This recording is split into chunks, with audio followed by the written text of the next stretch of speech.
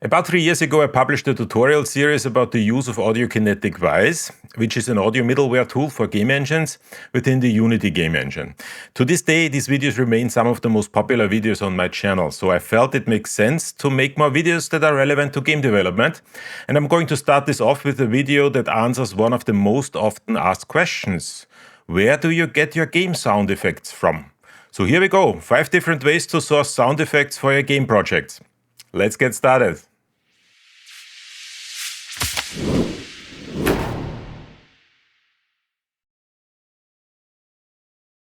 Before I start with the first option, a quick disclaimer. I'm going to recommend a few things, but this is not a sponsored video by any means. Any recommendations I make are based on my own opinions and are things that I also recommend to my students. And then I should also point out that I will very likely miss a few things. If there's anything on this topic that you find useful, but that I did not cover in this video, please leave a comment in the comment section. And if there's anything that you agree or disagree with, please also use the comments. I love to hear your thoughts on this topic. And with that being said, let's jump into option number 1. Now, the best way to get sound effects for your game is also the most obvious one. Create them yourself. To get started, all you need is a microphone and audio recording software. You can use a basic USB microphone on your PC or even your phone's built-in microphone to capture sounds. For recording and editing, free software like Audacity or GarageBand will do the trick. And now here's the fun part. Look around in your environment for everyday objects that can produce interesting sounds. Experiment with things like paper, coin, bottles, or even your own voice. Be creative and don't be afraid to try unconventional things.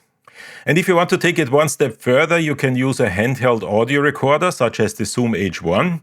We usually recommend our students to always have an audio recorder with them so that they can always capture any interesting sounds they encounter in the real world.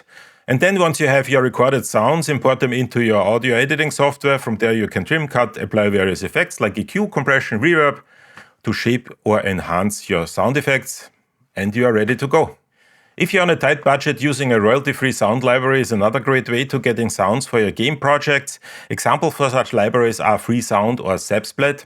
I usually recommend my students to use the BBC Sound Effects Library or the annual Sonis Game Developers Conference Sound Bundle. I'm going to leave some links to all these examples in the description so that you can check them out.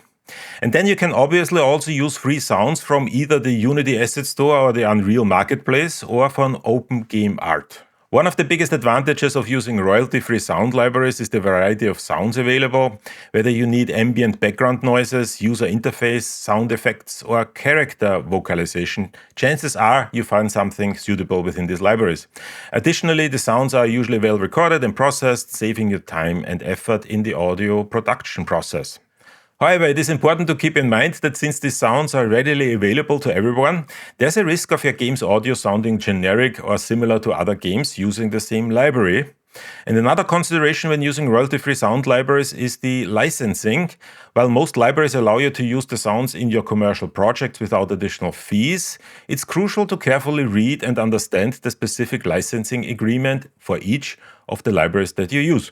Some libraries may have restrictions on how the sounds can be used or require attribution in your game's credits.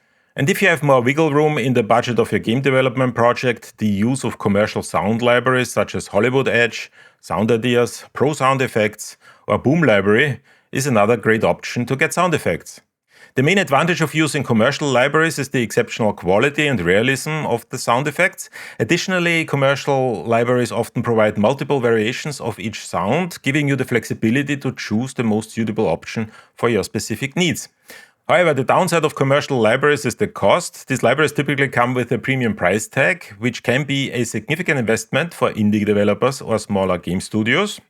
And there therefore is another option that has become more popular in recent years, and that is to use a subscription service to give you access to these high-end libraries. One example of such a service is Audiokinetic Strata, which includes a subscription to the Boom library. And this is particularly interesting for teachers and students because they offer an educational subscription tier that is actually extremely reasonably priced. Strata is what I currently recommend my students to use, and I'm planning to release a separate video just about Strata in the coming weeks. Before I continue, a quick reminder, if you've enjoyed this video so far, please give it a like and subscribe to my channel. If you have any questions or comments, please either use the comment section below or join us on our Discord server. The invite link is in the description. If you want to support this channel, you can do so by becoming a member either through YouTube or Patreon. There's also a free membership option on Patreon. And you can also use one of the affiliate links below or buy some of my In Immersion We Find Presence merch, like this coffee mug, for example. Links are in the description as well.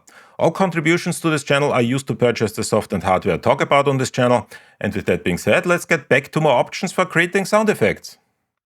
If you neither want to record your own sound effects or use existing sound effects libraries, using sound effects software is another great option. This allows you to create your own sound effects in the box without leaving your studio.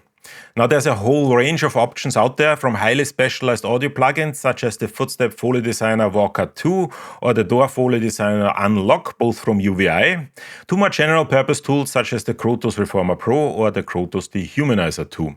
You can also repurpose sound effects tools for music production, such as the various impact or whoosh designers, vocoders, or plugins that focus on transition effects for in-music production. The possibilities are endless. And then there's also standalone software such as the Tsugi Game Synth, which I covered in a previous video. I'll leave a link to that video in the description below. One problem that I personally have with this approach is the sheer unlimited number of options that you have. While this can be very empowering, it is also limiting in the sense that you spend most of your time figuring out what tool to use instead of what sound effects to create. This is why I usually gravitate to use sound effects libraries. It's just a lot more productive to have all the sound effects ready to go in a single searchable and organized database. But that's just me. If you feel different, let me know in the comment section below. And then there's the final option, the elephant in the room, the alpha and the omega of all sound effects work. Sound effects created by generative artificial intelligence. Now I'm recording this video a couple of days after the release of ElevenLabs sound effects, and I'm sure that by the time you are watching this video, there are many more AI tools for sound effects available. I personally think that it is unavoidable that the use of artificial intelligence in creating sound effects will become the most widely used approach for sourcing sound effects. I would therefore like to close this video with a quick look at ElevenLabs sound effects, how it works and what quality it produces. So let's jump in. So here we are in ElevenLabs, and what we need to do is we need to go into the sound effects section, and in the sound effects section all we really need to do is describe what we want to have, and then ElevenLabs will try to generate a sound effect that fits our description. Now the first thing that game designers usually need are footstep sounds, so let's see if it can create footsteps. So footsteps on a, let's say, concrete floor. Something like that, and then let's generate sound effects. What it will do, it will generate 4 examples, and we can listen to them, download them, and if we don't like them, we can create 4 more. It's actually fairly straightforward. So let's see what we have here. I'm going to play all 4 of them, and let's see if we have something that actually works. So here's the first one. That was actually already pretty good. Yeah. Okay. Oh, that was my running. Okay, let's try one more. Maybe we get better ones.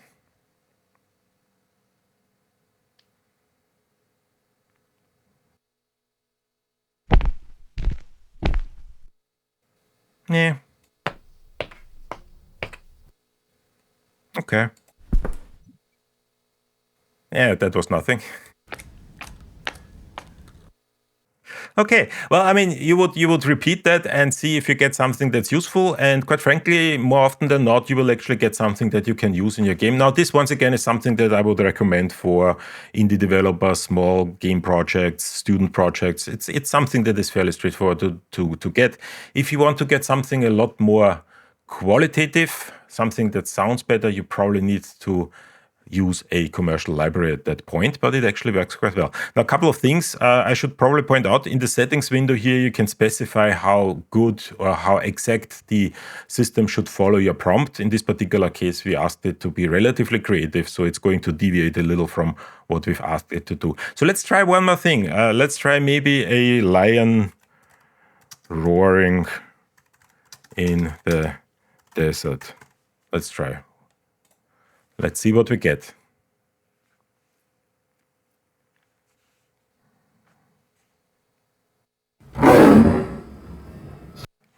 Okay, that was already pretty good.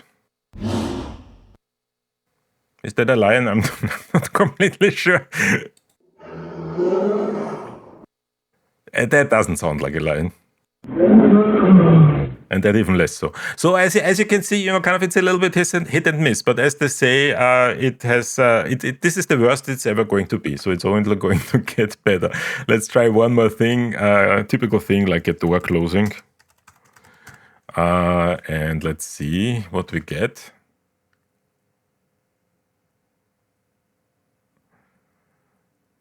It takes a little bit of time this time. Not quite sure why. Okay, here we are. Okay.